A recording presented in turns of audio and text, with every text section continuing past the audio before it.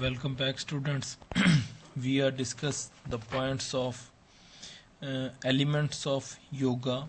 There are 8 elements: yam, niyam, asana, pranayam, pratyahar, dharana, dhyan, and samadhi. So one by one, we are going in detail of these points. Uh, Third point, that is asana. The third element of yoga is asana, or you can say posture.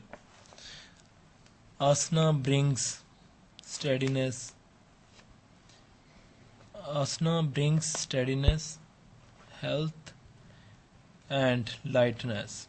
A present posture produces mental equilibrium and prevent fickiness of the mind. This is not like a gymnastic exercise you are doing in your gym or in your games.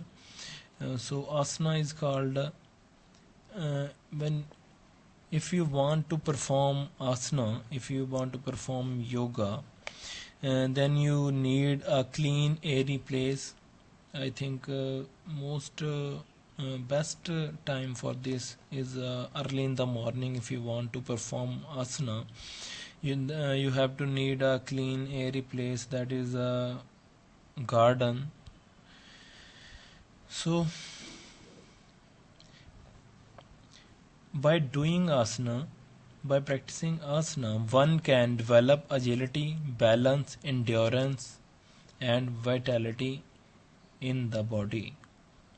By doing asana on regular basis, uh, in your body there is a big change. You can develop endurance, strength, balance, agility in your muscles, in your coordination of your muscles in your body. uh, so fourth point, that is pranayam. Fourth point, that is pranayam. Pranayam is defined from prana, which means breathe or respiration, wind energy or strength. So prana means you are breathing, and it also connotes the soul as opposed to the body. The word generally used in the plural to indicate vital breath. Ayam. Ayam means length, expansion. So word prana and ayama together means control over your breathing, that is called pranayam. So in this pranayam there are 3 points, that is inhalation, which terms as filling up. Exhalation is emptying. Third is extension, is holding the breath, and the state where there is no inhalation or exhalation, which is called kumbhaka.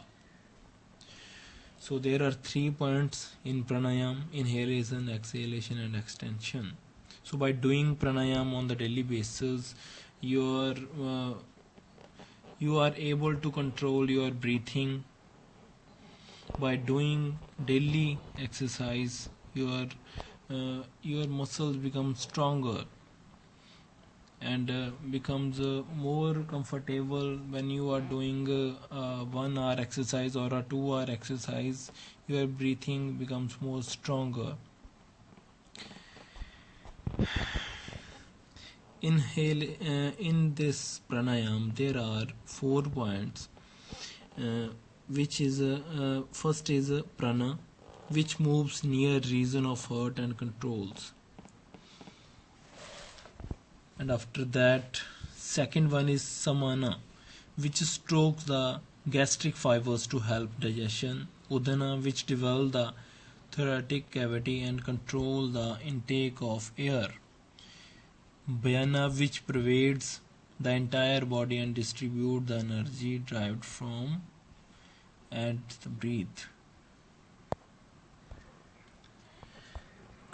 So going on, Point number 5, Pratyahara, detaching the mind and the sense organs from the related activity and attaching it to the God. So Pratyahara means what they want to. When we are busy in our daily schedule, by students are doing in students are busy in their school work and college work, businessman in business. So pratyahar, by doing pratyahar, but what we have want to do, pratyahara means detaching our mind and sense organs from the related activity and attach it to the God. So pratyahara is a stage a person goes through a searching self-examination to overcome the deadly but attractive spell of sensual objects. He needs the insulation of adoration Shakti by recalling of his mind the creator who made the object of his desire. He also needs the lamp of knowledge of his bondage and liberation. Dharna. Next is dharna.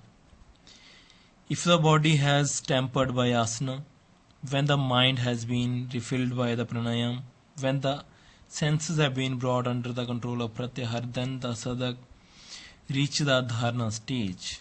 Sixth one, that is dharna. He is a concentrate wholly on a single point. So in dharna you have to concentrate your mind and your body on a single point. So this is called a dharna. There are 5 mental stages. First is Kasipta stage, where the mental forces are scattered. Biksipta. In this stage the mind is agitated and distracted. Third one is Muda. In this stage the mind is foolish and dull and stupid. Fourth one is Ekagra. In this stage the mind is closely attentive and mental faculties are concentrated in a single object. Nirodha, the final mental stage where the mind, intellect and ego are restrained and all these faculties are offered to the Lord of his uses and his service.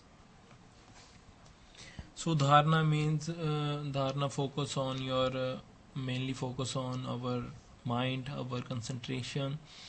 So by doing dharna you have to control on your mind, on your thinking. And after that the 7th point, that is dhyana.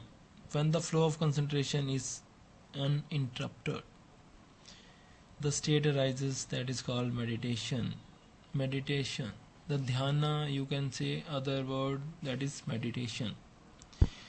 When there is a regular uninterrupted current of electricity, the yogi's mind will is illuminated by the dhyana. His body, breath and senses and mind, ego are all integrated in the object of contemplation of the universal spirit. So by doing dhyana, your mind and your body, your breathing, your sense organs, your internal organs are in a control of your mind, and your mind is focused on a single point, focused on a supreme God.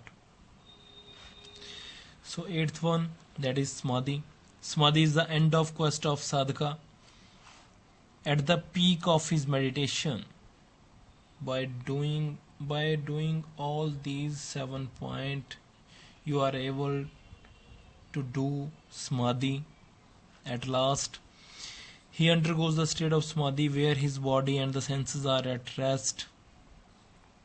In this samadhi, your body, your muscles are at rest and your mind is alert, is awake. Yet he has gone beyond consciousness. The person in the state of samadhi is fully conscious and alert.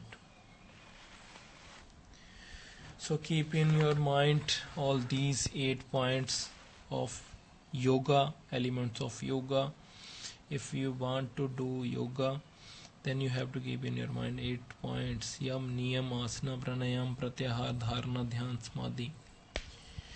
Doing yoga regularly on daily basis, you are able to control your desires, your mind, your thinking, and your internal organs. You are able to control your desires. So by doing all these 8 points, you are able to do best yoga, I think so.